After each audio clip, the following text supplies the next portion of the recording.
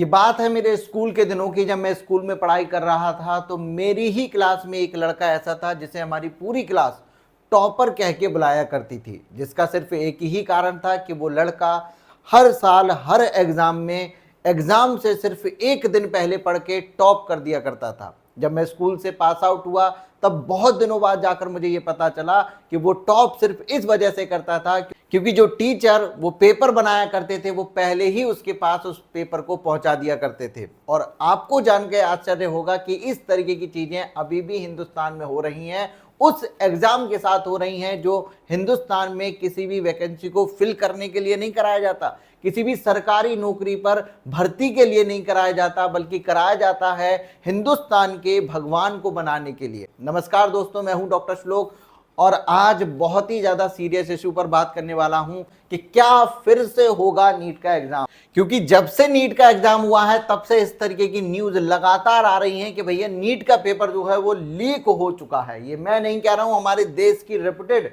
Media agency इस बात का दावा कर रही हैं। अपने न्यूज आर्टिकल में उन्होंने बताया है कि देखिए भैया, एग्जाम से एक दिन पहले ही 20 लोगों को पेपर यहां पर मिल चुका था और पटना में लोगों की गिरफ्तारियां भी हुई हैं। ऐसे ही एक और न्यूज आर्टिकल है दैनिक भास्कर का, वो कह रहा है कि भैया पेपर में लोगों को क्वेश्चन पेपर और उनके आंसर को रटाकर भेजा गया था, जबकि एनटीए की जिम्मेदारी है नीट एग्जाम को बिना किसी धांधली के अच्छे तरीके से कराने की। ये तो नीट पेपर लीक होने का मामला है, जो बहुत सारी छोटी छोटी ऐसी चीजें होती हैं, ये तो लीक होना बहुत बड़ी बात हो गई। जहां पर भी धांधलेबाजी होती है लेकिन एनटीए उन पे भी लगाम नहीं लगा पा रहा है। एक और मैं आपको करप्शन का यहां पर एग्जांपल दिखाता हूं। ये भी कहीं ना कहीं करप्शन का ही पार्ट है कि नीट पेपर गलत दे देना। कैसे गलत दे दिया भैया आपने? आप नेशनल टेस्टिंग एजेंसी है, हमारे हिंदुस्तान के बड़े बड़े एग्जाम कंडक्ट कराते हैं। ये छोटी छोटी चीजें, ये छोटी छोटी गलतियां आपसे अक्सर होती रहती हैं। आप कोई चीज अच्छे से संभाल ही नहीं पाते, एडमिट कार्ड आपका सही नहीं आता है, नीट फॉर्म आप सही से नहीं भरवा पाते हैं, पेपर भी आप सही से नहीं करवा पा रहे हैं। और इस तरीके की चीजें केवल एक जगह देखने को नहीं मिली है, यूपी, बिहार, राजस्थान, छत्तीसगढ़, झारखंड, हर जगह से इस तरीके की जो न्यूज है वो देखने को मिली है। और जब इस तरीके की न्यूज बच्चों सामने आती है ना तो बहुत दुख होता है। अब इसमें उस बच्चे की क्या गलती है जो पूरे 365 दिन से दिन और रात एक करके लगा हुआ था इस 5 मई के एग्जाम के लिए, जहां 3 घंटे 20 मिनट के अंदर वो अपनी पूरी तकदीर लिखने वाला था। लेकिन एक गलती की वजह से एग्जामिनेशन सेंटर पर, जहां पर वो उसका कोई बस नहीं है, वहां जाते ही उसकी सारे अरमान, सारी मेहनत पानी में फिर गई। उन पेरेंट्स की क्या गलती है जिन्होंने अपने खून पसीने की कमाई लगाकर झोंक दिया अपने बच्चे को इस 5 मई के दिन तक पहुंचाने के लिए। और उससे भी ज्यादा दुख तब होता है जब वो एजेंसियां जिनके ऊपर जिम्मेदारी है, रिस्पॉन्सिबिलिटी है इस एग्जाम को अच्छे से कंडक्ट कराने के लिए, वो इन सभी चीजों को देखकर कोई एक्शन नहीं लेते बल्कि नजरअंदाज करते हैं। एनटीए उल्टा दावा यहां पर कर रहा है कि नीट का एग्जाम जो है वो बहुत ही अच्छे तरीके से हुआ है, कहीं पर भी कोई भी पेपर लीक नहीं हुआ है, बल्कि उन्होंने इस चीज को पूरी तरीके से बेसलेस बता दिया है।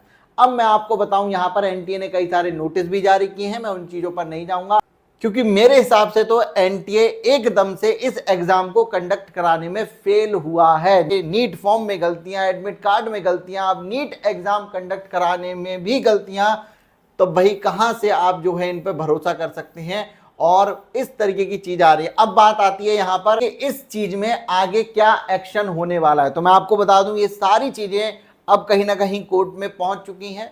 कोर्ट आगे इस चीज पर डिसीजन लेगा कि रीनीट होगा या नहीं होगा। लेकिन एक चीज मैं आपसे जानना चाहता हूं कि आपने इस एग्जाम के लिए दिन रात एक की है, आपके पेरेंट्स ने अपने खून पसीने की कमाई आपको पढ़ाने में लगाई है। आप मुझे बताइए कि आपकी क्या राय है? क्या नीट का एग्जाम फिर से होना चाहिए? क्या इस तरीके की चीजें जो इस समय पर हो रही हैं नीट एग्जाम के साथ, क्या वो बंद होनी चाहिए या नहीं होनी चाहिए? क्या एनटीए इस एग्जाम को कंडक्ट कराने के लायक अब बचा है या नहीं बचा है? क्या इस एग्जाम को एक नई एजेंसी से कराना चाहिए? क्योंकि आप इस एग्जाम को दे रहे हैं, आपका फ्यूचर इस पे दांव पे लगता है, आपकी पूरी मेहनत एक दिन में, एक घंटे में पानी में मिल जाती है। तो आपकी राय यहां पर बहुत ज्यादा मैटर करती है, मुझे कमेंट सेक्शन में बताइए। इस न्यूज पर जो भी अपडेट आएगा मैं आपको वीडियो बनाकर बताऊंगा। और अगर आपको आपके मार्क्स पता चल गए हैं नीट 2024 में, आप ये जानना चाहते हैं कि मेरी स्टेट या ऑल इंडिया कोटा में मुझे कॉलेज मिलेगा या नहीं मिलेगा, मिलेगा तो किस कोर्स में मिलेगा, उसके लिए डॉक्टर श्लोक ऐप पर सभी पीडीएफ अवेलेबल करा दी गई हैं। सभी कोर्सेज के कट ऑफ 2021, 2022, 2023 के कैटेगरी वाइज आप जाकर देख सकते हैं। साथ ही साथ हमारे पेड काउंसलिंग की जो बुकिंग है वो भी ऑलरेडी स्टार्ट हो गई है। अगर आप चाहते हैं कि आपकी काउंसलिंग सबसे कम फीस में ऑथेंटिक तरीके से की जाए तो हमारे डॉक्टर श्लोक ऐप पर ही आप हमारे काउंसलिंग के जितने भी प्लान हैं उनको देख सकते हैं, हमारी टीम से बात कर सकते हैं। मैं मिलता हूं आपसे नेक्स्ट वीडियो में।